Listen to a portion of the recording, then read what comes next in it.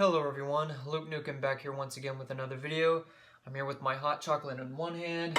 I got my Baltimore Ravens blinky on the other side.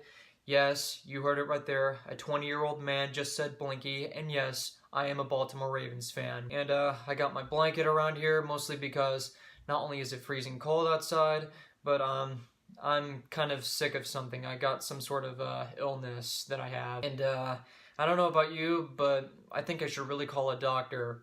Because I got Oscar fever! That's right, everybody. After 4 agonizing years of mediocre to terrible crap, we finally get to the good stuff, the Oscar season. And what better way to start off this Oscar season month by reviewing Damien Chazelle's attempt at a biopic, First Man. Now, Damien Chazelle is a fantastic filmmaker, and you can probably see why. He's made multiple movies that were nominated for Best Picture like Whiplash, and the movie that almost won Best Picture by the name of La La Land. Now, these two movies right here I clearly liked and were in my top 3 best movies of the year, not only of 2014, but of 2016. And the reason why I love those two movies so much is not only because of the visual presentation or the phenomenal performances, but it was mostly because of Damien Chazelle's fantastic filmmaking. He gripped you on the edge of your seat with a movie about perseverance and striving to be more than 100% with Whiplash. He created a movie that was a phenomenal love letter to Oscar-nominated musicals like La La Land. And now at 2018, he's finally going to make his first debut at making a biopic. And that biopic is in the form of First Man, a movie that focuses on Neil Armstrong's personal life, not only getting into NASA and becoming an astronaut, not only focusing on his family life, but going into the Apollo mission, making one of the greatest feats known to mankind, which is of course landing on the moon. The premise of this movie is that during the 1960s, basically during the Cold War, the Soviet Union, now modern-day Russia, is beating the United States in every single way and form in the space race. In comes Neil Armstrong, played by Officer K himself, Ryan Gosling, a former civilian test pilot who eventually becomes an astronaut for NASA, and it's pretty much up to both Neil Armstrong and NASA to work together to make sure that they can win the space race.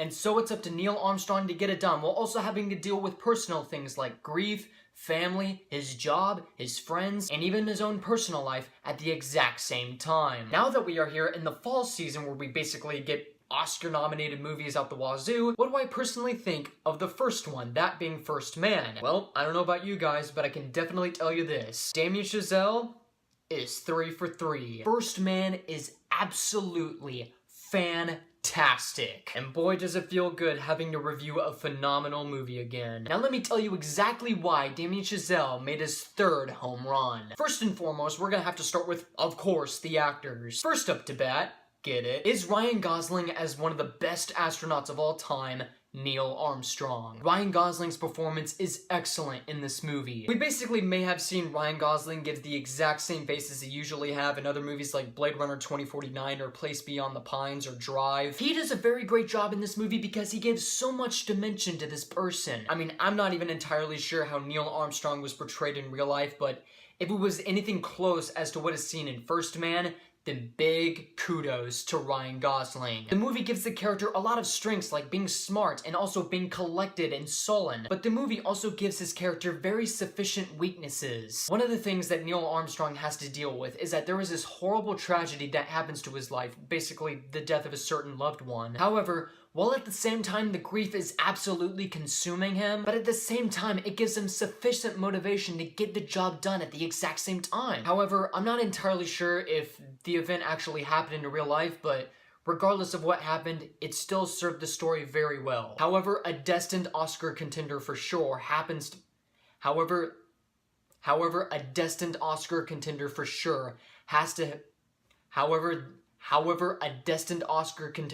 be for sure Claire Foy. There was so much range and emotion behind her performance that when you see her on screen, you just can't help but feel sorry for her and Gosling. Because the writing does a fantastic job of not only establishing them as, well, you know, characters, but actual people. They feel like people you can relate to in any sort of situation, whether it's having to deal with family drama at home. The film, along with performances like Ryan Gosling and of course Claire Foy, handle it in spades. And also other performances like Kyle Chandler, Kieran Hines, Corey Stoll as Buzz Aldrin, who is extraordinarily charismatic and likable, and surprisingly Jason Clarke, who I've never seen in a good movie since Everest. Oh, and also Dawn of the Planet of the Apes. Can't forget about that one. The film also adds a great sense of tension, but he, along with the other actors in the cast, do very excellent jobs in their performances. The visual presentation and the effects in this movie are also wonderful to look at. The visual effects are so good in this movie that you are constantly conflicted on figuring out what is real and what is fake. When it comes to the visual effects in space, whether it comes to the visual effects on the spacecraft, and some of it looks real. Like honestly, there are some moments where they use spacecraft in this movie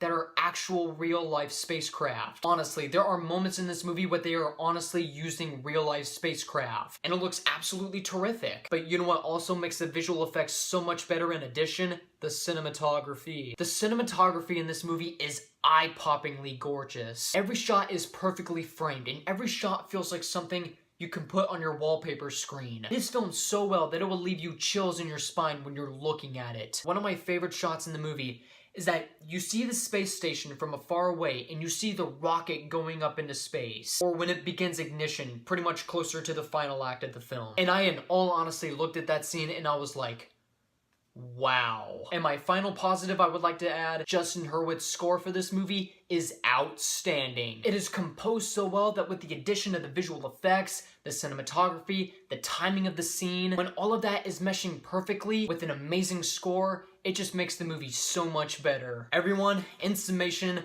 First Man is the first movie of Oscar season that we have all been waiting for. It's got an amazing cast with wonderful performances, a great sense of tension and drama, terrific visual and practical effects, and the movie caps it all off by not only using gorgeous cinematography, but an outstanding score from Justin Hurwitz. And you know what, guys? It's been a long time I've even given a rating like this. So with that being said, I'm gonna have to give First Man a 5 out of 5.